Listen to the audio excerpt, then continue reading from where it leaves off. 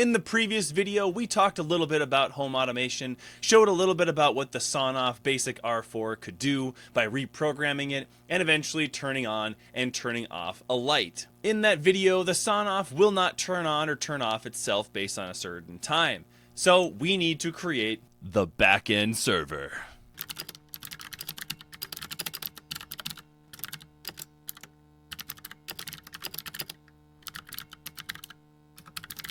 Usually when people say server, they usually are talking about this monstrosity of a device. However, I have something else in mind.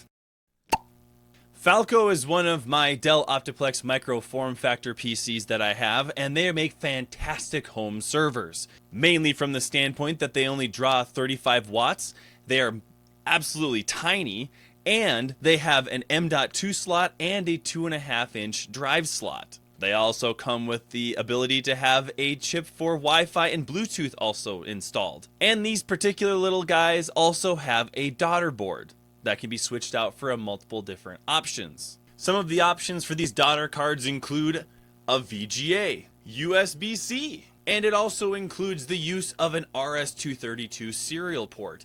And yes, this old school guy will be installed into Falco today, and we're going to be using it for another video. But while we have it apart, we might as well install it and get this thing ready to go for being the backend server. Because Falco will be doing the front end, the back end, and he'll be doing the database at the same time, we need to give him the most speed and space that I have available in my arsenal. And that means giving him this 2 terabyte SSD M.2. I mean, if we fill this thing up with all of our stuff, that's a lot of data.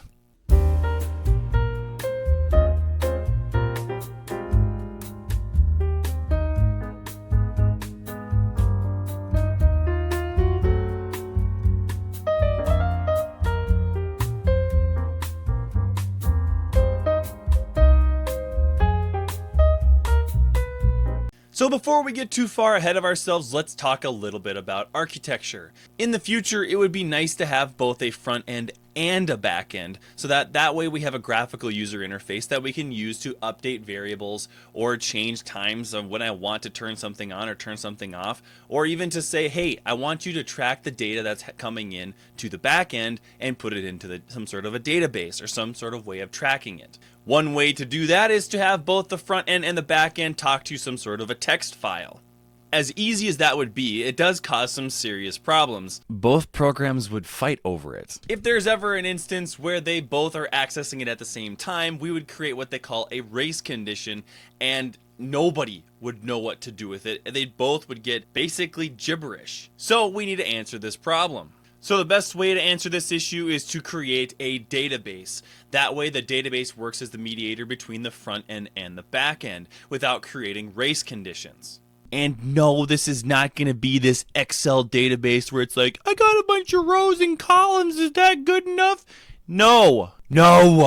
We are going to use a Maria database.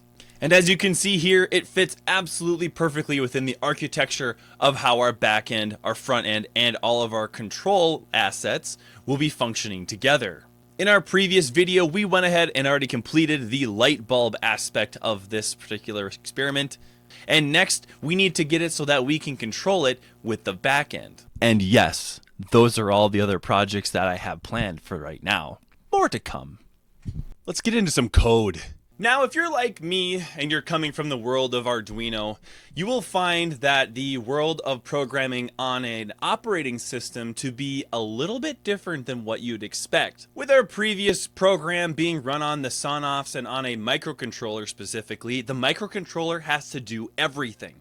You have to control the network, you have to control the pins, you have to control absolutely everything, and quite frankly, you do that. Well, when it comes to working with an operating system, your program is not in control. What is in control is the operating system. So many of the things that you are doing are things going through the operating system. This is one of those things that I did not understand when I first started, and now I think you might want to know this as well. What this program does is it opens up a socket with the operating system, and through that socket, the program then tells the operating system what messages you'd like to send out and to where. Then the operating system uses its own libraries and drivers, and then takes that packet that you have and sends it out over the TCP network. And then, of course, it gets directed to the SON-OFF. The same thing happens on the way back. A confirmation is sent back from the SON-OFF saying, yep, it's on. And once it says that, the operating system captures that and then displays it according to what our script says. I know, it's a little confusing, but it'll work out. Starting off, we're going to go ahead and look at some of our includes. So, as you can see here, we have some of the standard library includes that go with the typical C libraries. That, and of course, time is also one of those libraries. The inet is going to be primarily for converting the string of IP addresses into binary form, and the syssocket one is going to be used to open up a socket with the Debian operating system. Moving on down further, I have a couple defines, and those are going to be the port 80 that we defined back when we were doing the SON-OFF sketch. And then, of course, we have our target IP. And no, I'm not going to show you the IP. Scrolling down, we have a couple of global variables. Those are being constant character arrays, and those are going to be the on command, off command, and of course the toggle. These are the three messages that we determined back on our Arduino sketch when we uploaded to the SON-OFF. Going a little bit further down, we have where all the magic happens. And in this one, we have what we call the send command. And in this function, we have several things happening at once. We have the socket being created, the connection being tested, and of course, we're also converting the IP address to a binary. We're also going to have all the socket information kept inside of a struct. And of course, we also have a character buffer that we need to have. The first thing that we're going to do is we are going to assign the system call socket to sock. And then we are going to go ahead and check to whether or not this returned a negative number or an error. And if we do not have an error, we are going to continue. If we do have an error, it will send a -1 back to us. The next two lines will be assigning all the information about the socket and where everything is going into the struct that we had already declared. If this is very important, because if we don't do this, then the operating system will not know where to send stuff or what to send.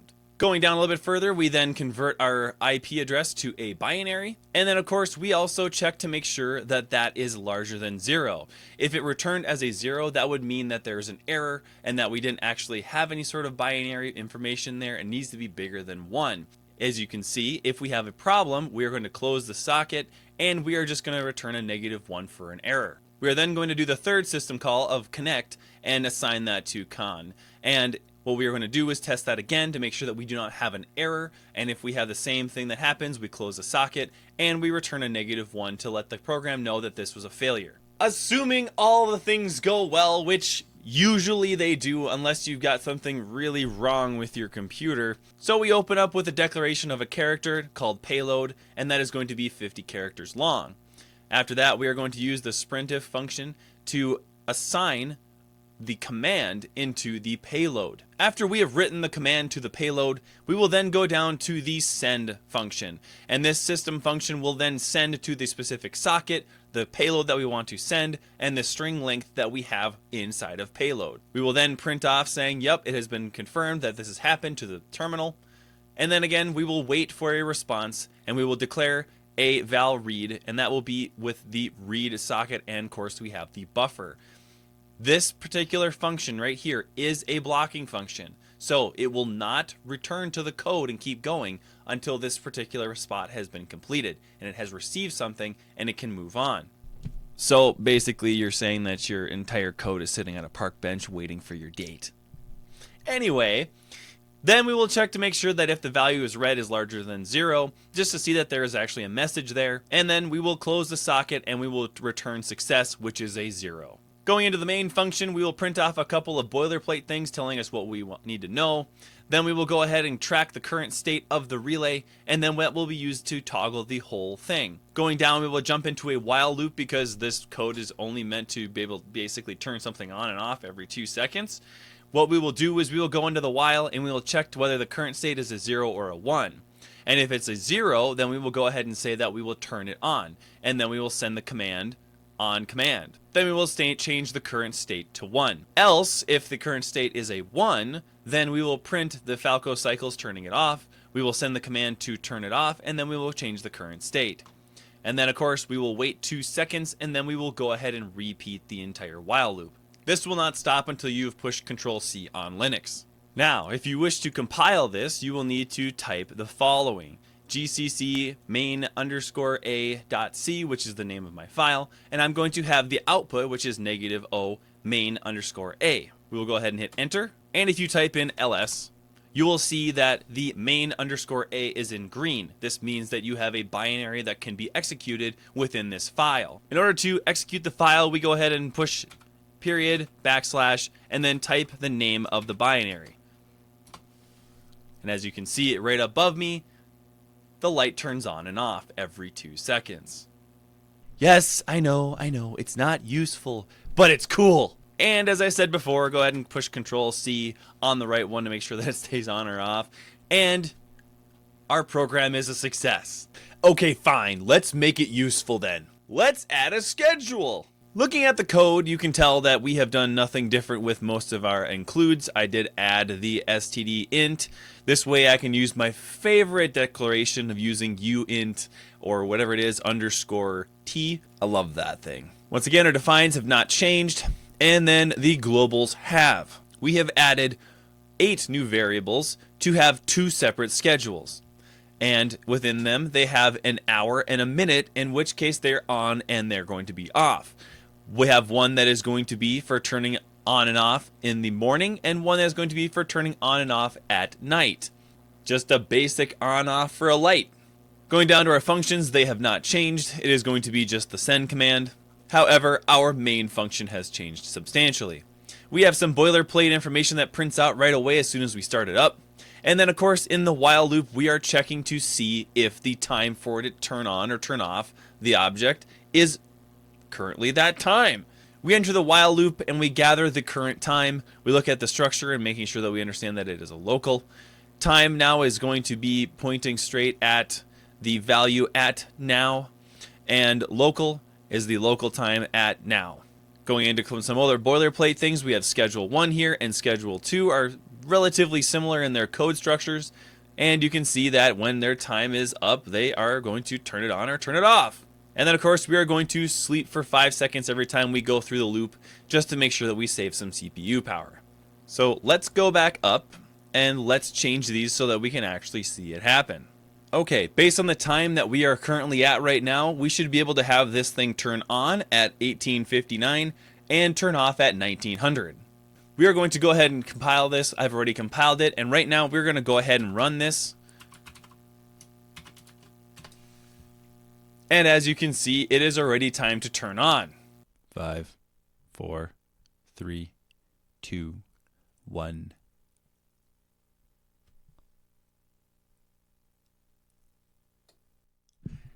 Yeah! I knew it would work. Maybe it was a little off. And like usual, go ahead and hit that Control-C to stop this from running right now, because we do not need it. And there you have it. We've officially gone from having absolutely no control over our lights to actually being able to schedule them. And in the next video, we're going to go and make this a lot more complicated. A lot more complicated. If you've made it this far, you've obviously enjoyed the video, and if you would please hit that like and subscribe button, it would mean a lot. And as always, see you on the next one.